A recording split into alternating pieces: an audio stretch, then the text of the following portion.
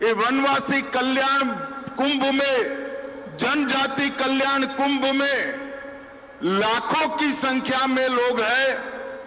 ऐसा नारा नहीं चलेगा। मेरे साथ सभी लोग दोनों हाथ उठाए, जरा अंत तक उठाइए हाथ। दोनों हाथों का मुट्ठी भींचकर प्रचंड आवाज से बोलिए, भारत माता की, भगवान बिरसा मुंडा की। आज के कार्यक्रम के जो उत्सव मूर्ति है, श्रीमान गणेश राम जी भगत, अध्यक्ष जनजाति सुरक्षा मंच, उनके साथ श्रीमान सत्येंद्र सिंह जी, अध्यक्ष वनवासी कल्याण आश्रम, भाई महेश भागचंदका जी, श्री तेवी गोविंद जी, बहन बुदरी ताती जी, श्री हर्ष चौहान जी, श्रीमती कविता राउत जी, राजकिशोर हंसदा जी, श्री हीरा कुमार नागू जी, प्रकाश उइके जी, शांताराम सिद्धि जी, बलवंत रावल जी, और आज इस महाकुंभ में उपस्थित वनवासी क्षेत्र में काम करने वाले सभी पूजनीय संत महंत भगतगण, और आज दिल्ली में देश के हर राज्य से 500 से ज्यादा जनजातियों से, हर भाषा, हर बोली को प्रतिनिधित्व करने वाले मेरे सभी वनवासी भाइयों बहनों को मैं प्रणाम करता हूं, नमस्कार करता हूं। ये जनजातीय समागम, मेरे सामने एक दृश्य है। ये जनजातीय समागम, ये जनजातियों का महाकुंभ के नाते आने वाले अनेक वर्षों तक पहचाना जाएगा। भाइयों बहनों, मैं आज यहां पर आया हूं तब गणेश राम जी भगत और से सत्येंद्र सिंह जी को कहना चाहता हूं, आपने जो पहचान का आंदोलन, जनजातियों को एकत्रित करने का आंदोलन, जनजाति संस्कृति को सुरक्षित करने का आंदोलन चलाया है, ये भगवान बिरसा मुंडा के उल गुलान के बाद सबसे पहला जनजाति आंदोलन है जो समग्र देश को एक करता है।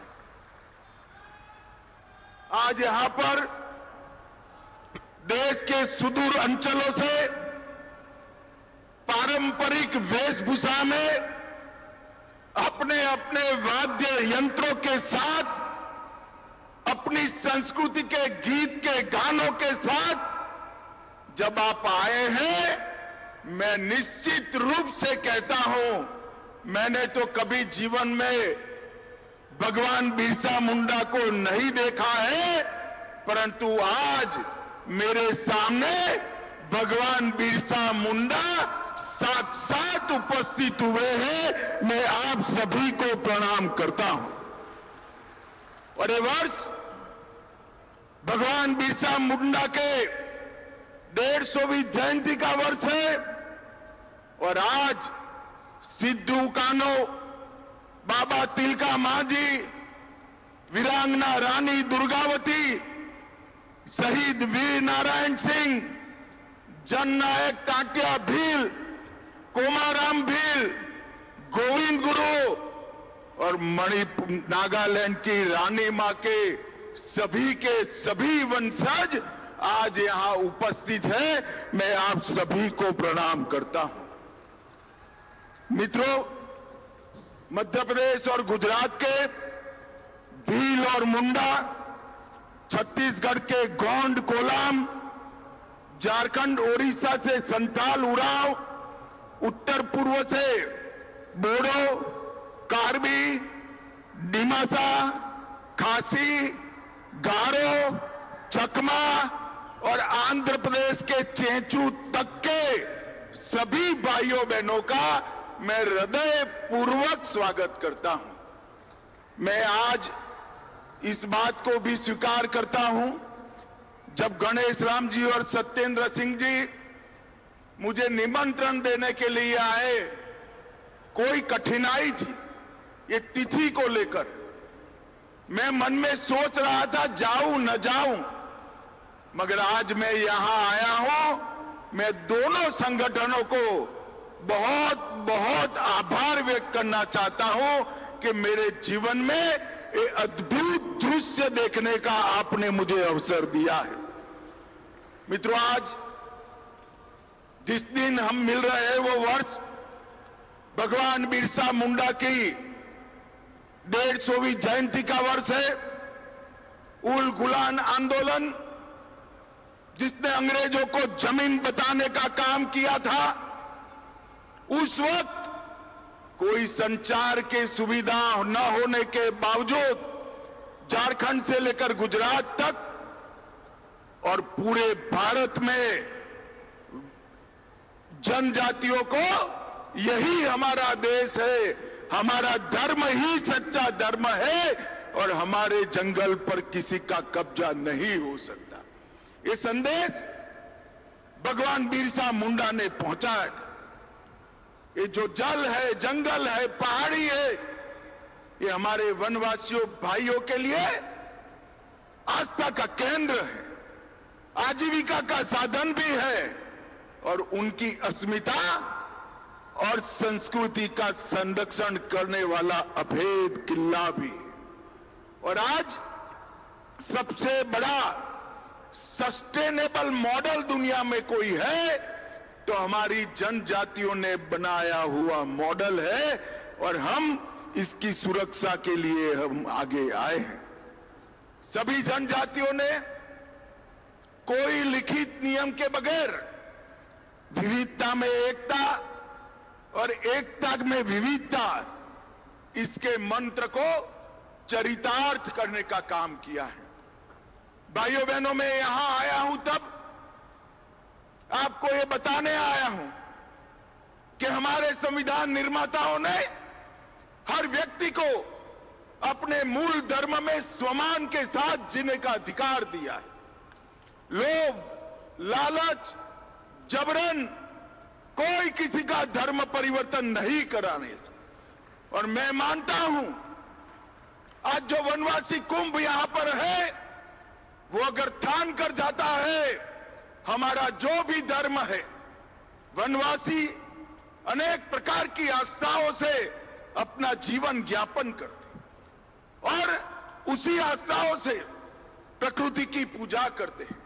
और यही प्रकृति की पूजा हमें सनातन धर्म के साथ जोड़ती है। हमारा जो धर्म है, इसकी रक्षा करने का संकल्प आज दिल्ली के इस मैदान से लेकर जाना है और वो ही हमें हमारी संस्कृति के साथ भी जोड़कर रखेगा और हमारे देश के साथ भी जोड़कर रखेगा। जो हमें भेद पैदा करना चाहते हैं, उनको मालूम नहीं है हजारों साल पहले त्रेता में भगवान राम ने सबरी के झूठे बेर खाकर हमें बहुत अच्छे तरीके से समझा दिया है कि हम सब एक हैं।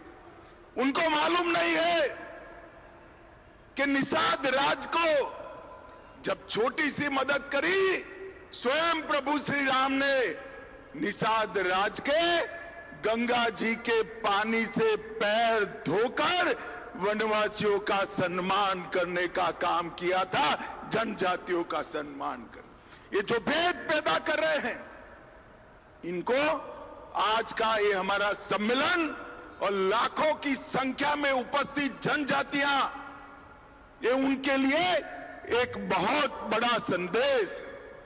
मित्रों, आज मैं भी मेरे मंत्रालय के कारण और रुचि के कारण भी ढेर सारे जनजातियों के साथ मिलता जुलता रहेगा। अभी एक षड्यंत्र शुरू हुआ है कि यूसीसी जनजातियों को अपनी संस्कृति से, अपनी परंपराओं से जीने के अधिकार से वंचित करेगी। मैं आज इस मंच से नरेंद्र मोदी सरकार के गृह मंत्री के नाते स्पष्ट कर देना चाहता हूं, यूसीसी की कोई पाबंदी वनवासी जगत पर, वनवासी व्यक्ति पर लगने वाली नहीं। यूसीसी से कोई वनवासी अधिकारों का अतिक्रमण नहीं होने वाला है। 2 राज्यों में जहां भारतीय जनता पार्टी की सरकारें हैं, हमने यूसीसी को लागू किया है। गुजरात और उत्तराखंड, और स्पेशल प्रावधान कर यूसीसी से सारे जनजातियों को बाहर रखने का काम नरेंद्र मोदी सरकार ने किया है। नरेंद्र मोदी सरकार ने ये जो भेद पैदा करे हैं, मैं उनको बताना चाहता हूं, यूसीसी से हमारे कोई वनवासी भाई, कोई जनजाति का परंपराओं के साथ खिलवाड़ नहीं होने वाला है। और ये संदेश लेकर आप गांव-गांव में जाइए, आपके अंचलों में जाइए, पहाड़ों पर जाइए, वन में जाइए और सभी जनजाति समाज को जागरूक करिए कि हम यूसीसी से डरने की जरूरत नहीं है। भाइयों बहनों, अभी नरेंद्र मोदी जी के नेतृत्व में 5 दशक पुरानी नक्सल समस्या का संपूर्ण खात्मा हुआ है। मैं आज इस जनजाति समारोह में, जनजातियों के कुंभ में गर्व से कह सकता हूं कि आज हमारा देश नक्सल समस्या से पूर्ण रूप से मुक्त हो गया है। और ये जो लोग वनवासी समाज का, जनजातियों का विकास रोककर बैठे थे, 40,000 से ज्यादा जनजातीय लोगों का हत्या किया गया, मारे गए, वो समस्या हम पूर्ण रूप से मुक्त कर रहे हैं। और एक जमाने में जहां नक्सलियों से लड़ने के लिए हमारे सुरक्षा बलों के कैंप लगे थे, हमने उसमें से 70 कैंपों को शहीद वीर गुंडाधुर सेवा डेरा जन सुविधा केंद्र में बदलने का काम नरेंद्र मोदी सरकार ने किया। और अब समय शुरू हो रहा है जनजातीय क्षेत्रों के, पहाड़ों के, जंगल के अंदर विकास का। मित्रों, भारतीय जनता पार्टी शुरुआत से जनजाति कल्याण में मानती है। जब तक भारतीय जनता पार्टी के नेता अटल जी प्रधानमंत्री नहीं बने, जनजाति कल्याण मंत्रालय नहीं था। अटल जी ने जनजाति कल्याण मंत्रालय बनाकर जनजातियों के विकास की शुरुआत की। और परिणाम देखिए, उसको मोदी जी ने आगे बढ़ाया। अभी बंगाल का चुनाव हुआ, जरा जोर से ताली बजाइए। 16 की 16 सीटें, ट्राइबल रिजर्व सीटें भारतीय जनता पार्टी जीत कर आई है। और नरेंद्र मोदी जी ने एक प्रकार से जनजाति कल्याण को आगे बढ़ाने का काम किया है। मैं आज इस मंच से ये जनजाति महाकुंभ को कहना चाहता हूं, कांग्रेस के जमाने में जनजातियों के कल्याण का कुल बजट 28,000 करोड़ था। जरा जोर से बोलिए, कितना था भाई? 28,000 करोड़। जोर से बोलिए, कितना था? और नरेंद्र मोदी जी ने उसको 1,50,000 करोड़ तक बढ़ाने का काम। यह बताता है कि हम जनजातियों के कल्याण को समर्पित सरकार। देश की आजादी के 76 साल तक देश के सर्वोच्च पद पर, राष्ट्रपति पद पर कभी जनजाति का कोई व्यक्ति बैठा नहीं था। नरेंद्र मोदी जी ने गरीब संथाल परिवार से आ रही द्रौपदी मुर्मू जी को महामहिम द्रौपदी मुर्मू बनाकर समग्र ट्राइबल समाज का कल्याण करने का। अटल जी के समय में ही झारखंड और छत्तीसगढ़ जनजाति बहुल राज्य बने और आज हमारे यहां उड़ीसा में भी जनजाति का मुख्यमंत्री है और छत्तीसगढ़ में भी जनजाति का मुख्यमंत्री है। ये हमारी पॉलिसी को बताता है। भाइयों बहनों, अभी हमारे अध्यक्ष जी पेशा कानून की बात कर रहे थे। मैं इतना ही कहना चाहता हूं कि पेशा कानून के लिए भारत सरकार ने एक पैसा सेल बनाया है। 1 लाख से अधिक मास्टर ट्रेनर्स बनाए हैं। पेशा के नियमों को, उसकी गाइडलाइनों को संथाली, गोंडी, भीली, मुंडारी ऐसी अनेक जनजाति भाषाओं में अनुवाद किया है।